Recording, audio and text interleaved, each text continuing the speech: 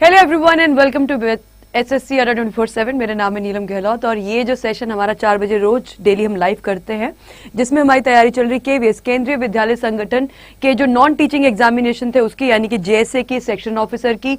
तो ये सब एग्जाम की आपकी डेट्स भी टेंटेटिव डेट्स आ गई है। जैसे कि आपका एक मेरे ख्याल से जेएसए का एग्जाम 1 से 5 मार्च के बीच में आपका होगा। इसी तरीके से बाकी एग्जाम्स की भी डेट आ गई है। लेकिन अगर एडमिट कार्ड की बात की जाए तो एडमिट कार्ड अभी ऑफिशियल वेबसाइट पे अभी रिलीज नहीं हुए होंगे। 2 हफ्ते पहले आपके एडमिट कार्ड आ जाएंगे, यानी कि अब 1 मार्च से हमारा पेपर है तो 2 हफ्ते पहले, आज 14 है, तो अब आप लोग जो है ऑफिशियल वेबसाइट देखना शुरू कर सकते हो। जैसे हमें पता चलेगा हम आपके साथ इन्फॉर्मेशन शेयर करेंगे। Hello Monu Kumar, Vinod Kumar, Shweta, everyone, very very good evening. I hope आप सभी लोग बहुत बेहतर तरीके से अपनी प्रिपरेशन कर रहे हैं, क्योंकि अब आपके एग्जाम में ज्यादा समय है नहीं, 15 दिन कुल है। तो इन 15 दिन में आपकी तैयारी बहुत जबरदस्त चलनी चाहिए। अगर जेएसए वाले बच्चों की बात की जाए तो खासकर उनके लिए। चलिए शुरू करेंगे आज का सेशन। हेलो शिवानी, आकाश कुमार, तबस्सुम जहान, everyone, very very good evening. I hope सभी आप लोग बहुत बेहतर तरीके से अपनी तैयारी यहाँ पे कर रहे हैं। अगर कोई पहली बार इस सेशन में जुड़ रहा है, इस चैनल पे जुड़ रहा है, तो प्लीज सब्सक्राइब कीजिए। साथ ही साथ अड्डा 247 एप्लीकेशन अगर आपने अभी तक डाउनलोड नहीं किया है तो इसको डाउनलोड कर लीजिए, क्योंकि बहुत सारी चीजें जो हैं जो कहीं ना कहीं आपको बिल्कुल फ्री मिलती हैं और आपकी जो है प्रिपरेशन को और सॉलिड करते हैं और बेहतर करते हैं। जैसे कि आपके डेली क्विजेज हैं, सब्जेक्ट वाइज क्विजेज है, करंट अफेयर्स है, तो ये सारी चीजें आपको कंप्लीटली फ्री ऑफ कॉस्ट मिलती है इस एप्लीकेशन पे। तो इसको डाउनलोड जरूर करें आप और इन सारी चीजों का इस्तेमाल करना शुरू करें। Very good evening. चलिए शुरू करेंगे अब आज का सेशन। तो आर वी ऑल रेडी? शुरू किया जाए। एक बार सेशन शेयर कर दो सभी लोग। और चलिए अब आज के सेशन में क्या है? आज के सेशन में अगेन मल्टीपल चॉइस क्वेश्चंस हैं। पहला क्वेश्चन आप लोगों की स्क्रीन पर है, ये choose the set of letter that is different from the others, यानी कि हमें बताना है इन 4 ऑप्शन में से कौन सा ऑप्शन है जो बाकी सबसे क्या है, अलग है। तो आपको समझना पड़ेगा यहाँ पे क्या लॉजिक चल रहा है, और वही लॉजिक आपको क्या करना है, अप्लाई करना है और समझना है कि इनमें कौन सा ऐसा वर्ड है, कौन सा ऐसा ऑप्शन है जो बाकी सबसे क्या है, अलग है, जो बाकी सारे ऑप्शन से क्या है, अलग है।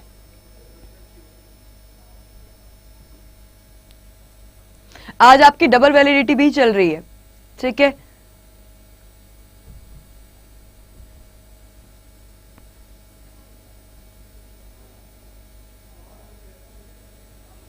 Option number C, option number D, option number B, ठीक है। 4 ऑप्शन कुल हैं हमारे पास, ए बी सी डी। अब ये कौन सा वाला करेक्ट है?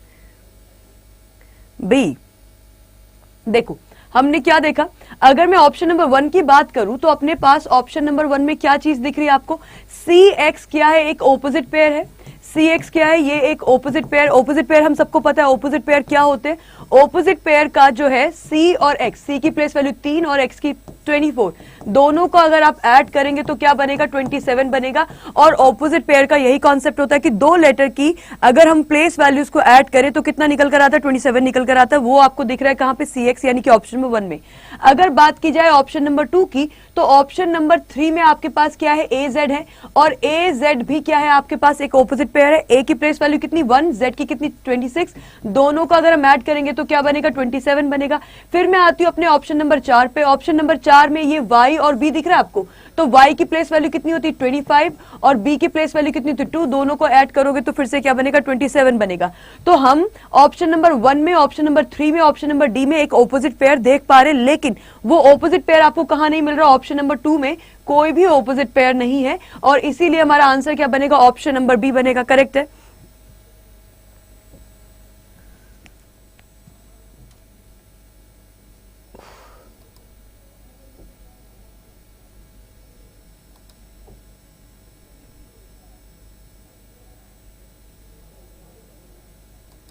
एक सेकंड दीजिएगा। चलिए स्टार्ट कीजिए। हाँ चलिए नेक्स्ट क्वेश्चन पे आते हैं। नेक्स्ट क्वेश्चन पे आएंगे। नेक्स्ट क्वेश्चन हमारी स्क्रीन पर है, ये यहां पे चलिए ये तो हो गया अपना। हाँ, नेक्स्ट पे आ जाओ। नेक्स्ट क्वेश्चन है, select the option that is related to the third word in the same way as second word is related to the first word. हमें ये बताना है जिस तरीके से ह्यूमन और चाइल्ड का कनेक्शन है, लायन का वो कनेक्शन इनमें से किसके साथ होगा।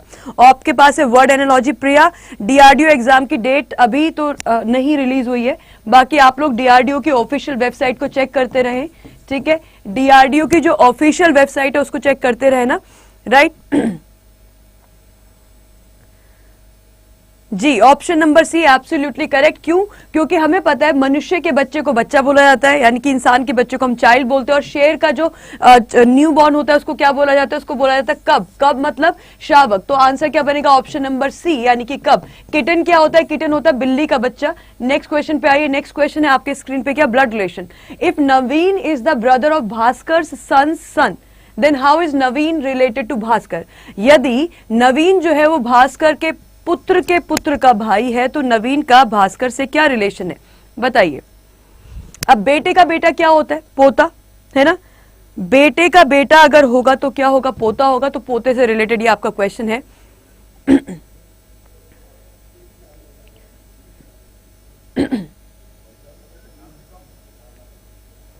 देखो, इसरो की और डीआरडीओ दोनों की अभी डेट्स नहीं आई है। डेट्स जैसी आएंगी हम आपको सबसे पहले इन्फॉर्म करेंगे, ठीक है।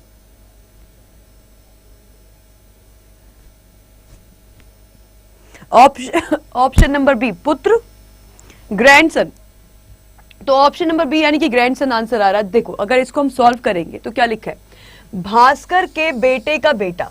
इतना अगर आप देखो तो भास्कर के बेटे का बेटा भास्कर का क्या होगा? भास्कर का पोता होगा, ठीक है। भास्कर के बेटे का बेटा भास्कर का पोता होगा, करेक्ट है, ये बात पता है। और उसका क्या है? भाई है। तो इतने पोर्शन को अगर आप सॉल्व करते हैं, भास्कर के बेटे का बेटा मतलब भास्कर का पोता, और भास्कर के पोते का क्या है? वो भाई है। कौन? नवीन। तो सिंपल सी बात ये हो गई कि अगर ये भास्कर है, अगर ये इंसान भास्कर है, ये भास्कर का बेटा हुआ, भास्कर के बेटे का बेटा यहां पे आ गया, यानी कि भास्कर का क्या हो गया? ये पोता हो गया, राइट। अब नवीन क्या है? नवीन इसके पोते का क्या है? भाई है। तो नवीन कोई और नहीं बल्कि इसके पोते का भाई है, राइट। भाई है मतलब मेल है, ये भी आपको समझ में आ रहा है, ओके। तो इसका मतलब अगर ये भास्कर का पोता है, अगर ये भास्कर का पोता है तो ये भी भास्कर का पोता होगा। क्वेश्चन हमसे क्या पूछा है कि नवीन का क्या रिलेशन है भास्कर के साथ? तो नवीन भास्कर का क्या लगेगा? नवीन भास्कर का पोता लगेगा, क्योंकि ये भी भास्कर का क्या है? पोता है, ग्रैंडसन है। आंसर बनेगा आपको ऑप्शन नंबर बी, यानी कि ग्रैंडसन। ये पोता और नाती, हाँ, क्योंकि ग्रैंडसन दोनों के लिए यूज होता है, पोते के लिए भी होता है और नाती के लिए भी होता है, यानी कि ठीक है, क्लियर है। तो ऑप्शन नंबर बी हमारा करेक्ट आंसर होगा। Well done. नेक्स्ट क्वेश्चन पे आते हैं। नेक्स्ट क्वेश्चन हमारी स्क्रीन पर कुछ इस तरह से है कि अपने पास 5 वर्ड्स हैं। एक है के, एक है BL, एक है आपके सामने F और एक है हमारे सामने M और W। पूछा जा रहा है कि इन सारे वर्ड्स में हम, इन सारे लेटर्स में हम क्या जो है फिक्स करें एज सफिक्स। सफिक्स क्या होता है? जो सफिक्स मतलब जो हम बाद में लगाते हैं किसी भी वर्ड के, और प्रीफिक्स क्या होता है? किसी भी वर्ड से जो हम पहले लगाते हैं, राइट। तो कहा जा रहा है कि के, BL, F, M, W में आप क्या सफिक्स लगाएंगे, इसके बाद क्या इनमें से ऑप्शंस में से चूज करेंगे, सो दैट ये क्या बने? सारे के सारे वर्ड्स क्या बन जाए? मीनिंगफुल बन जाए। क्या बन जाए? मीनिंगफुल बन जाए। तो क्या बनेगा? IND। वेरी गुड, बिल्कुल करेक्ट है। क्यों? क्योंकि देखो, अगर हम IND ऑप्शन नंबर सी लगाएंगे तो काइंड बन जाएगा, ये आपका ब्लाइंड बन जाएगा, ये फाइंड बन जाएगा, ये क्या है? ये M है। M से बन जाएगा माइंड और W से बन जाएगा क्या? विंड। तो ये सारे के सारे मीनिंगफुल वर्ड है। काइंड मतलब दयालु, ब्लाइंड आपको पता है जो देख नहीं सकते उसको ब्लाइंड बोलेंगे, फाइंड मतलब ढूंढना, माइंड मतलब माइंड, राइट, और विंड मतलब हवा। तो आंसर बनेगा अपना ऑप्शन नंबर सी कि IND लगाया जाएगा, तो आप इनके आंसर मतलब मीनिंगफुल आप बना सकते हैं। नेक्स्ट क्वेश्चन है आपका कोडिंग का, बहुत सिंपल वाला, कि book is called table, table is called fan, fan is called a chair and chair is called a pencil, on which of the following will a person sit. तो इनमें से किसके ऊपर एक इंसान, एक व्यक्ति जो है बैठेगा? क्या बनेगा अपना आंसर? क्विकली। अगर बुक को हमने क्या बोला? टेबल, टेबल को हमने बोला है फैन, फैन को वी से चेयर, चेयर को हम पेंसिल बोलते, तो किस पर इंसान बैठेगा? चेयर पे बैठेगा। लेकिन चेयर का कोड क्या बना है? चेयर का कोड बना है, अब कुछ बच्चे आंसर करे फैन, कुछ बोल रहे पेंसिल। देखो, अब ऐसे क्वेश्चन में अगर आप गलत आंसर करते हैं, या ऐसे क्वेश्चन में अगर आप गलती कर रहे हो, तो फिर भगवान बचाएगा, क्योंकि ये क्वेश्चन में गलती करने का कोई लॉजिक ही नहीं है। बहुत सिंपल सा क्वेश्चन है। यहाँ पे लिखा है कि if book is called a table, table is called a fan, fan is called a chair, chair is called what, pencil. अब एक व्यक्ति किस पर बैठता है, चेयर पे बैठता है, लेकिन चेयर को क्या बोला जा रहा है, चेयर इज कॉल्ड पेंसिल। तो चेयर को जो भी बोला जा रहा है वही आपका क्या बन जाएगा, आंसर बन जाएगा। ठीक है, so if chair is called pencil तो मेरा आंसर क्या बनेगा, मेरा आंसर बनेगा पेंसिल, यानी कि ऑप्शन नंबर 1 हमारा करेक्ट आंसर हो जाएगा। As simple as that. ठीक है, करेक्ट है, ये किसी को दिक्कत इसमें? अजय, मेरी क्लास कब होती है? My class is at 4 PM daily. ये जो अपनी केवीएस की क्लास है, केवीएस के एग्जाम तक लगातार आपकी क्लास यूं ही चलती रहेगी। आप लोग रोज जो है क्लास कर लिया करो। अगर जस्ट इन केस अगर आप नहीं कर पाते किसी दिन बिकॉज ऑफ सम इमरजेंसी, तो क्लास रिकॉर्डेड रहती है, आप उसको देख सकते हैं। ठीक है, नेक्स्ट क्वेश्चन पे आते हैं। नेक्स्ट क्वेश्चन हमारी स्क्रीन पे क्या है, select the group of words which is different from the others. In 4 option में से बाकी एक वो ऑप्शन आपको आउट करना है जो बाकी सबसे क्या है, जो बाकी सबसे अलग है, डिफरेंट है। तो क्या बनेगा अपना आंसर? क्या बनेगा अपना आंसर?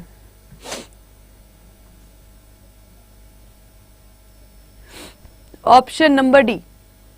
ठीक है, तो देखो ईयर, आई, नोज, ये सब क्या है, ये आपके एक्सटर्नल ऑर्गन्स है।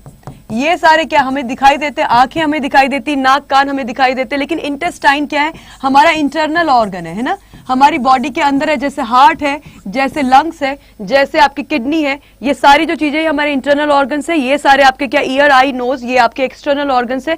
तो डेफिनेटली आंसर क्या बनेगा, ऑड वन आउट में option number D. Next question, number series 6, 9, 14, 21, 30, 41 blank 69, 86। अब देखो, अगर मैं इस सीरीज को देखती हूं तो इस सीरीज में क्या दिख रहा है आपको कि नॉर्मल पेस में आपके जो है नंबर्स आगे बढ़ रहे हैं, मतलब बहुत ज्यादा तेज डिफरेंस नहीं आ रहा है। 6 से 9, 9 से 14, 14 से 21। तो क्या होगा, डिफरेंस निकालोगे आप, और डिफरेंस निकाल के आप क्या करोगे, सॉल्व करोगे इसको। शाकिर गौर पूछ रहे हैं कि मैम यूट्यूब क्लास में और पेड क्लास में डिफरेंस है? हाँ जी, बिल्कुल डिफरेंस है।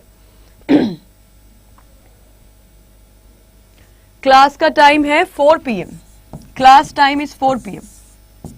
4 से 4:45 क्लास चलती है आपकी। ये 54 आंसर आ रहा है, और ठीक है, वेरी गुड। और जिस स्पीड में आप लोग आंसर कर रहे हैं, वेल डन। देखो, अगर हम इसके डिफरेंस की बात करेंगे तो 6 और 3 9 होता है, 9 और 5 14 होता है, 14 और 7 21 होता है, 21 और 9 आपका कितना हो जाएगा, 30 हो जाएगा। अब 3 5 7 9 यानी कि ऑड नंबर के तरीके से चला जा रहा है, और 341 आपका 11 हो गया। तो 3 के बाद 5, 5 के बाद 7, 7 के बाद 9, 9 के बाद 11, अब आना चाहिए कितना, 13। 41 में 13 आप ऐड करेंगे तो कितना बनेगा, ये बनेगा आपका 54। 54 मतलब ऑप्शन नंबर 1 मेरा करेक्ट आंसर होना चाहिए। ठीक है, अगर डिफरेंस का डिफरेंस आप निकालेंगे, यहाँ पे 2 है, यहाँ पे 2 है, यहाँ पर भी 2 है, ये भी 2 और ये भी 2, मतलब डिफरेंस का डिफरेंस क्या चल रहा है, हमारा कांस्टेंट चल रहा है। हालांकि हाउएवर इस पर आने की जरूरत नहीं थी, क्योंकि ये अपने आप में क्या है, सिंपल सा एक सिंपल लॉजिक है। 3 5 7 9 11। ठीक है, तो अगला 13, उसके अगला पूछा जाता तो 15 हो जाता। नेक्स्ट क्वेश्चन पे आते हैं। नेक्स्ट क्वेश्चन हमारी स्क्रीन पर है, फिर से कोडिंग का। 4 6 7 का मतलब है प्लांट्स आर ग्रीन। मैं यहाँ पे लिख भी देती हूँ अगर आप लोगों को दिखाई नहीं दे रहा है तो। 4 6 7 का मतलब है प्लांट्स आर ग्रीन, तो पौधे क्या है, ग्रीन है। 4 8 5 का मतलब क्या है, ग्रीन इज 485 का मतलब है ग्रीन इज कलरफुल, तो ग्रीन इज कलरफुल, राइट। अच्छा, उसके बाद क्या है, 639। 639 को क्या लिखा है, they are playing, they are playing. अब हमें कोड बताना है, किसका, हमें कोड बताना है कि which digit is the code means plants. अच्छा, तो ये बताना है आपको कि प्लांट्स का कोड क्या बनेगा। ठीक है, हमें प्लांट्स का कोड बताना है। बताइए क्या होगा आंसर इसमें। ऑप्शन नंबर कौन सा है, ऑप्शन नंबर सी, यानी कि डी 7 हमारा आंसर आ रहा है। करेक्ट है, 7 आप लोगों ने आंसर किया है। अच्छा देखो, हम क्या करते हैं, मुझे जिसका भी कोड बताना है, हमारी सबसे पहली जो इसमें अप्रोच होती है इस तरह के क्वेश्चन को सॉल्व करने की, वो क्या होती है कि जो भी हमसे वर्ड पूछा जाता है उस वर्ड को हम चेक करते हैं कहां कहां पे रिपीट हुआ है, राइट। यही करते हो ना कि कहां कहां पे रिपीट हुआ है। तो प्लांट्स जो है वो आपके फर्स्ट लाइन में, सेकेंड लाइन में प्लांट्स नहीं है, थर्ड लाइन में भी प्लांट्स नहीं है, कहीं पे भी प्लांट्स नहीं है ना, केवल पहली लाइन में प्लांट्स है। अगर ये केवल पहली लाइन में मौजूद है, ये केवल अगर पहली लाइन में प्रेजेंट है, तो क्या इसका जो कोड है वो केवल पहली लाइन में होना चाहिए 4 6 7। तो या तो 4 या 6 या 7 में से इसका कोई एक कोड है, लेकिन क्योंकि ये रिपीट नहीं हो रहा है तो इसका कोड भी रिपीट नहीं होगा। अब जरा देखिए, ग्रीन यहाँ पे, ग्रीन यहाँ पे, तो 4 6 7 में से क्या रिपीट होता दिख रहा है आपको? 4। तो 4 किसका कोड हो जाएगा? ग्रीन का हो जाएगा, क्योंकि ग्रीन आपको रिपीट होता दिख रहा है।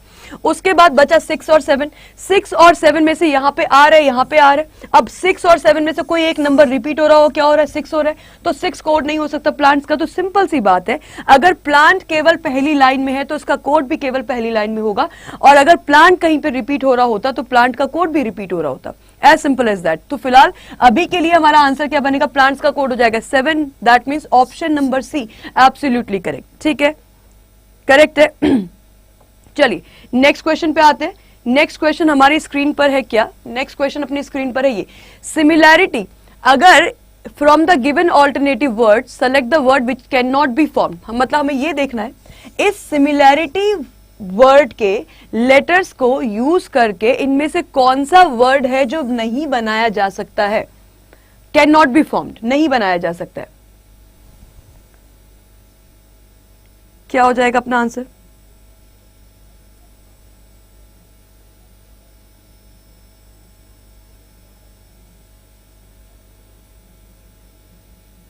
वेरी गुड, स्माइल आप लोगों का यहां पे आंसर आ रहा है। क्यों? क्योंकि स्माइल इसलिए हमारा आंसर है, स्माइल के लिए आपको क्या चाहिए? आपको ई चाहिए। या सिमिलैरिटी में कहीं से कहीं तक भी आपके पास ई लेटर नहीं है, और बिकॉज वी नीड, हमें क्योंकि चाहिए स्माइल में ई, तो वो आपका वर्ड जो है वो नहीं बन पाएगा। Absolutely correct, well done. Next question पे आ जाओ। नेक्स्ट क्वेश्चन फिर से हमारी स्क्रीन पे कुछ इस तरह से है कि अगर हम बात करें इन सारे नंबर्स की, सॉरी इन सारे लेटर्स की, आर, यहां पे आ गया आपका एम, यहां पे आ गया बी ओ, यहां पे आ गया सी, यहां पे आ गया एस, इन लेटर्स के आगे क्या सफिक्स लगाया जाए इन सारे ऑप्शन में से कि ये सब क्या बन जाए? मीनिंगफुल बन जाए। क्या बन जाए? ये कुछ मीनिंग कन्वे करे, इनका कुछ मतलब हो इन सारे वर्ड्स का। तो ऐसा कौन सा ऑप्शन होगा? IER। ठीक है, तो अगर आप IER लगाएंगे,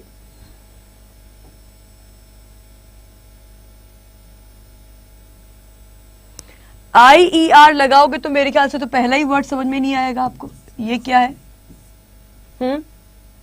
और उसके बाद अगर आप IER M में लगाएंगे तो भी कुछ मीनिंग नहीं निकलेगा। आपको ऐसा सफिक्स लगाना है कि उससे कोई मतलब निकले, उससे कोई मीनिंग बने उन वर्ड्स का, राइट? अगर उस तरह से अगर आप देखते हैं तो देखिए, अगर ऑप्शन नंबर सी यूज कर लिया जाए तो आर का क्या बन जाएगा? आर का बन जाएगा रैट। एम का क्या बन जाएगा? एम का बन जाएगा मैट, करेक्ट है। बोट का क्या बन जाएगा? BO का बन जाएगा बोट, और सी से बन जाएगा कैट, और एस से बन जाएगा सेट। तो ये सारे के सारे मीनिंगफुल वर्ड्स हैं कि नहीं है? सारे के सारे मीनिंगफुल वर्ड्स है। ठीक है, तो क्या बन जाएगा अपना आंसर? अपना आंसर बनेगा ऑप्शन नंबर सी, यानी कि एट। एक बात बताइए, क्या कुछ दिखाई नहीं दे रहा है? ऐसा हो रहा है क्या? स्क्रीन पे कुछ दिखाई नहीं दे रहा है? प्रॉपर विजिबल है कि नहीं? विजिबल है ना? ठीक है, चलिए नेक्स्ट क्वेश्चन पे आते हैं।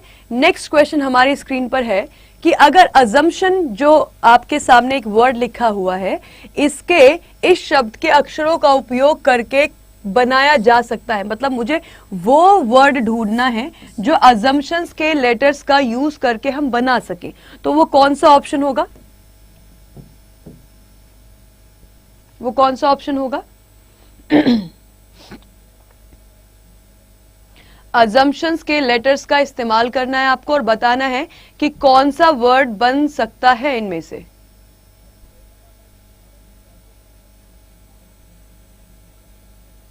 Option number B, option number A, piston. आप लोग एमटीएस की क्लास ले रहे हैं मैम आपके अभिषेक, एमटीएस की क्लास आपकी चल रही है शाम को 5 बजे से, तो उसमें आप जुड़ सकते हैं। यूट्यूब पे फ्री क्लासेस जो चल रही है मैं उसकी बात कर रही हूँ। अजम्पशंस की अगर आप बात करोगे तो देखो यहाँ पे क्या है, अगर पिस्टन की बात करेंगे, पिस्टन बन जाएगा क्या? पी चाहिए, उसके लिए आई चाहिए, उसके लिए एस चाहिए, उसके लिए टी चाहिए, ओ चाहिए, एन चाहिए। तो ये सारे लेटर्स का यूज करके आप पिस्टन बना सकते हैं। अज्यूम नहीं बनेगा क्योंकि अज्यूम में ई चाहिए, यहाँ पे ई नहीं है। देन अगर बात की जाए किसकी? समर की, तो समर के लिए पहली बात तो डबल एम चाहिए, आर चाहिए, यहाँ पे आपके पास आर नहीं है। और मैथ्स की बात की जाए तो मैथ्स के लिए आपको एच चाहिए और एच भी आपके पास यहाँ पे नहीं है। तो सीधे सीधे हमारा आंसर क्या बनेगा? ऑप्शन नंबर 1, यानी कि पिस्टन जो है वो बड़े आराम से आप इससे बना सकेंगे। नेक्स्ट क्वेश्चन पे आ जाओ। नेक्स्ट क्वेश्चन हमारे सामने है किसका? सॉरी, ब्लड रिलेशन का। अच्छा 1 सेकेंड देना इससे पहले 1 सेकेंड रुकिए।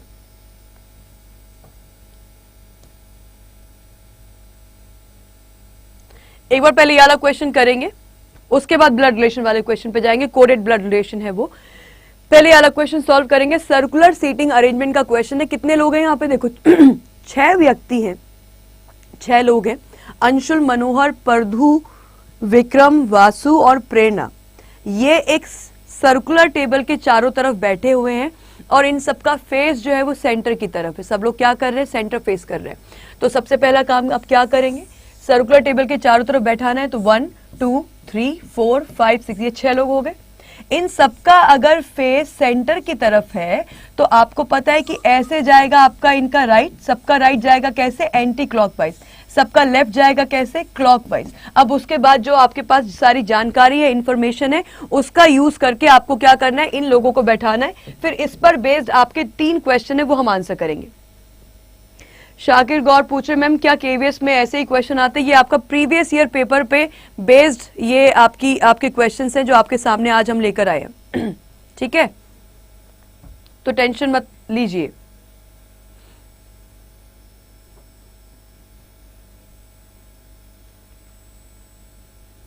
बताओ क्या बनेगा इसका आंसर?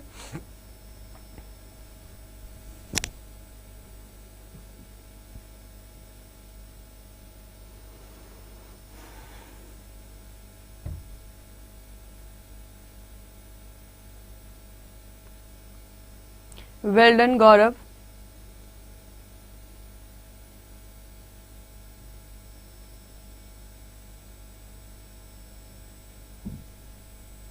डन। देखिए मिथिलेश कुमार मैम हमने बुक ऑर्डर किया है।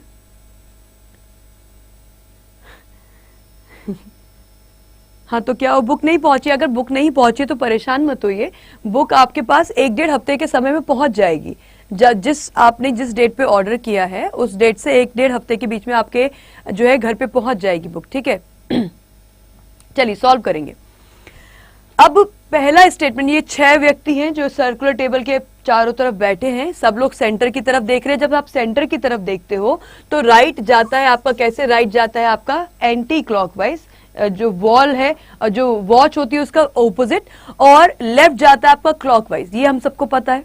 उसके बाद सबसे पहली जो स्टेटमेंट है देखो उसको पढ़ लो और वहां से बनाना शुरू कर दो। यहाँ पे सबसे पहली स्टेटमेंट क्या है कि Prerna is to the immediate right of Vikram, यानी कि प्रेरणा जो है वो विक्रम के तुरंत जस्ट राइट में बैठी हुई है। अब उसके लिए आप क्या करोगे? अगर विक्रम को मैंने यहाँ पे फिक्स कर दिया है ना, विक्रम को अगर हमने यहाँ फिक्स कर दिया तो विक्रम के जस्ट राइट में यानी कि उसके जस्ट बगल में राइट में कौन बैठी? प्रेरणा बैठती है। यही लिखा है ना, प्रेरणा विक्रम के दाईं और ठीक बगल में है। ठीक है, तो अब विक्रम का राइट कैसे जाएगा? एंटी क्लॉकवाइज जाएगा। विक्रम के जस्ट राइट में कौन बैठी है? प्रेरणा बैठी। तो यहाँ पे कौन होना चाहिए? यहाँ पे प्रेरणा होना चाहिए। करेक्ट है, यहाँ से ये इतना हुआ। उसके बाद नेक्स्ट स्टेटमेंट क्या है? Manohar is an immediate neighbour of both Vikram and Pradhu. तो जो मनोहर है वो इमीडिएट नेबर है किसका? विक्रम और प्राधु का। इसका मतलब क्या होता है कि अगर मनोहर को मुझे विक्रम और प्राधु के अगल बगल रखना है तो मनोहर केवल यहां आ सकता है। मनोहर केवल यहां आ सकता है। क्यों? क्योंकि मनोहर जो है वो विक्रम और प्राधु का क्या है? नेबर है। तो प्राधु को आप यहां लिखोगे, विक्रम को आप यहां लिखोगे, ऐसे ही बनना चाहिए या कुछ और हो सकता है? यही होगा। ठीक है, नेक्स्ट डिटेल है Anshul is an immediate neighbour of both Vasu and प्राधु।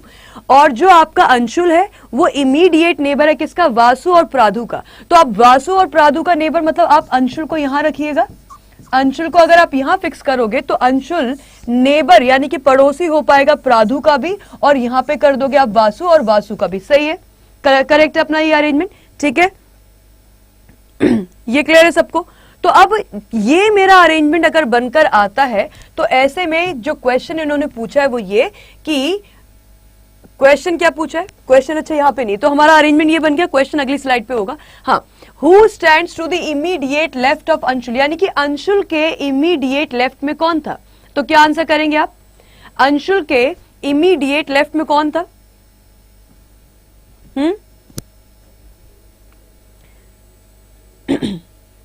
Vasu. तो अगर हम अपने ऑप्शन में देखें अंशुल के इमीडिएट, ये अंशुल है, अंशुल का लेफ्ट कैसे जाएगा, लेफ्ट जाता है आपका क्लॉकवाइज। अंशुल के इमीडिएट लेफ्ट में कौन दिखाई दे रहा है आपको, वासु दिखाई दे रहा है। तो मेरा आंसर क्या बनेगा, मेरा आंसर बनेगा वासु। ऑप्शन नंबर 1 हमारा करेक्ट आंसर हो जाएगा। ठीक है, सबका आंसर करेक्ट आ रहा है, वेल डन। नेक्स्ट पे आइए। नेक्स्ट क्वेश्चन हमारी स्क्रीन पर है ये कि ये तो हमने कर लिया, आगे बढ़ते।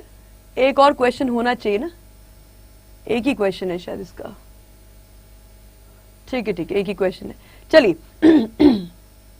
अब आते हैं इस पे ब्लड रिलेशन वाले क्वेश्चन पे। इस क्वेश्चन पे आते हैं ब्लड रिलेशन पे। देखो हमसे क्या क्या दिया हुआ है, हमसे क्या क्या कहा है, बताया जा रहा है कि a percentage b, a percentage b का मतलब है a is the father of b। a जो है वो फादर है किसका, b का।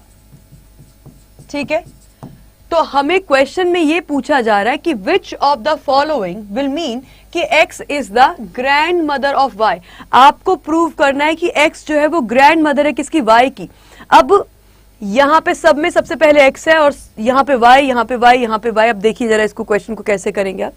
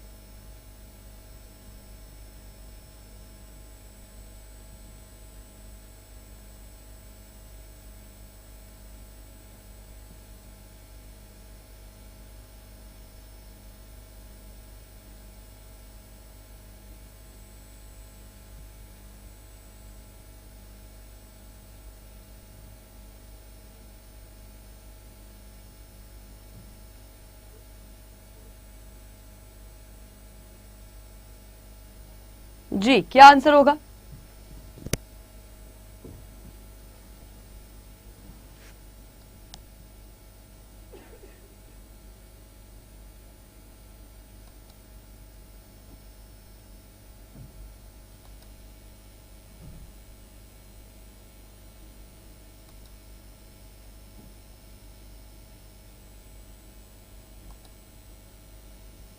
जी क्या आंसर होगा।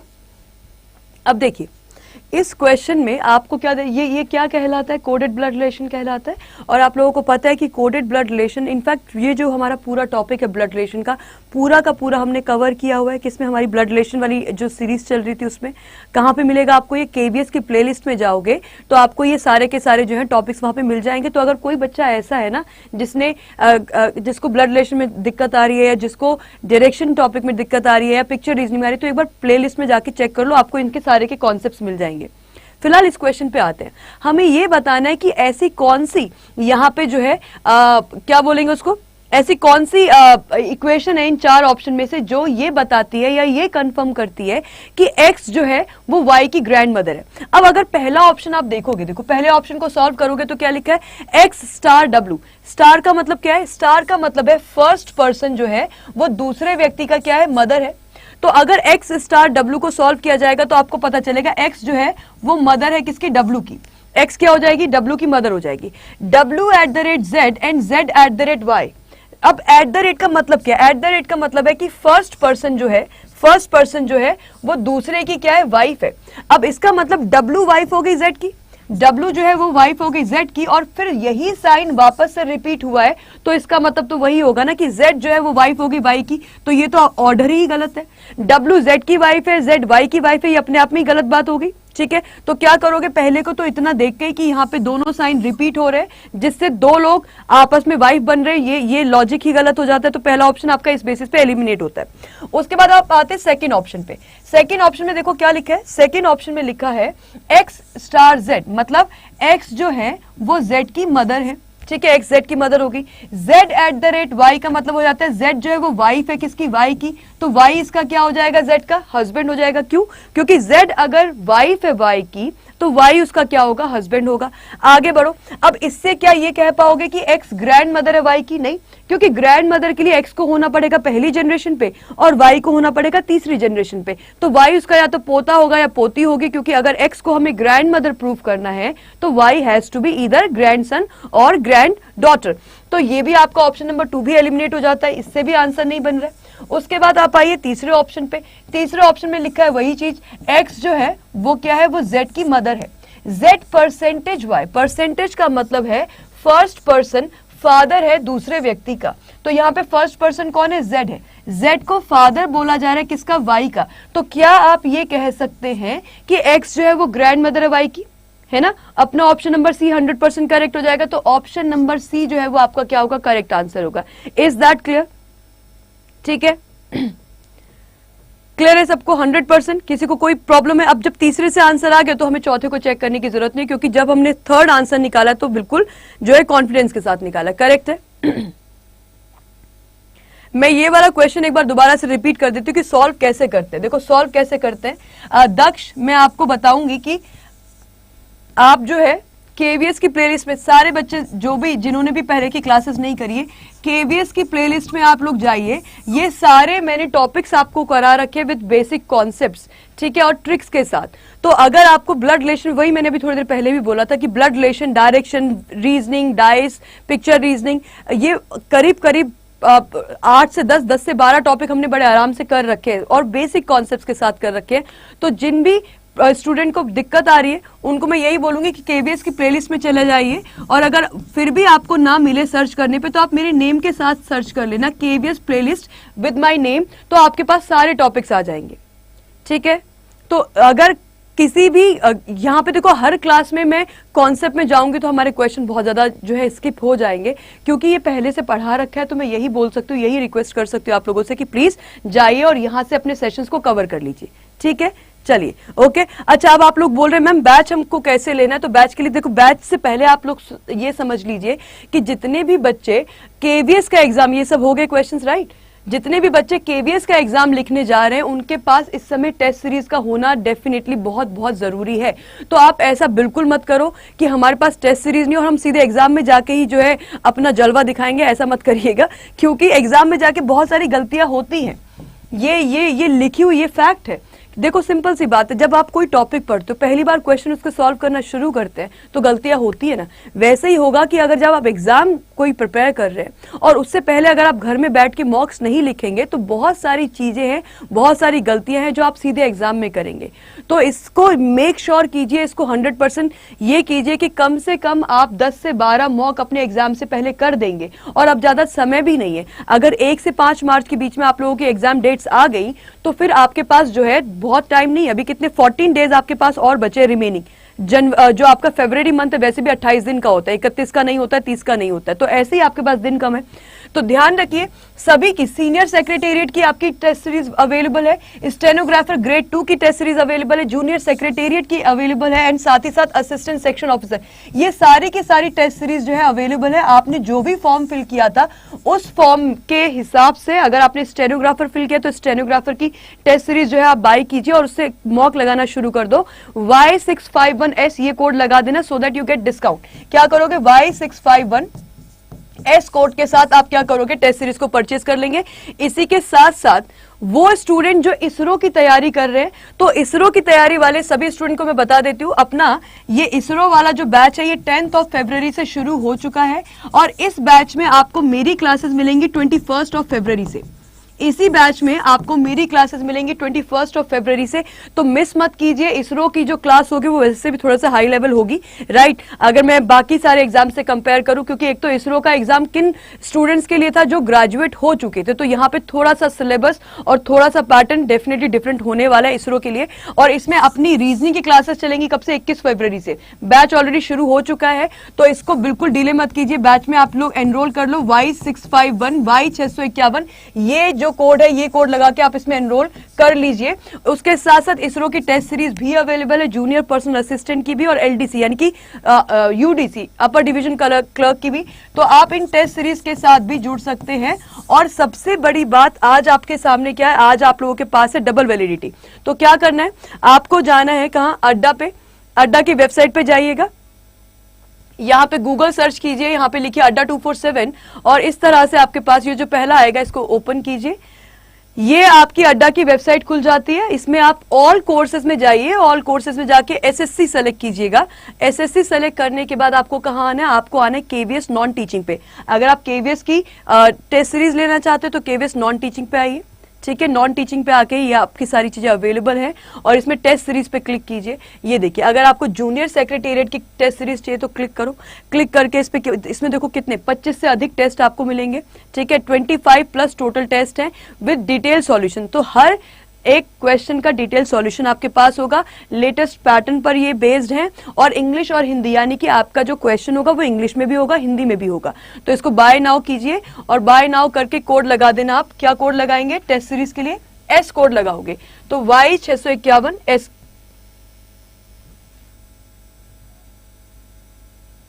इसका ये कीवर्ड इज नॉट वर्किंग, लेकिन आप कोड लगा देना क्या, Y651S और इस टेस्ट सीरीज को आप ले लीजिए, ये आपका कोड लगेगा, ठीक है। इसी तरीके से वो स्टूडेंट जो क्या कर रहे हैं, जो इसरो की तैयारी कर रहे हैं, उनके लिए ये एक अच्छा मौका है एसएससी में जाना और इसरो में चले जाना। इसरो में जाके आपको ये बैच दिख रहा है और बैच के साथ साथ आपको बुक्स अगर बात की जाए तो टेस्ट सीरीज ये अवेलेबल है आपकी, ये वीडियो कोर्सेज अवेलेबल है, ये आपकी इसरो की बुक्स अवेलेबल है और इन सब पे अभी आपकी क्या चल रही है, डबल वैलिडिटी चल रही है। तो अगर आप इस बैच को ज्वाइन करना चाहते हैं, बैच पे क्लिक कीजिएगा। बैच में देखो क्या क्या है, यहाँ पे आपके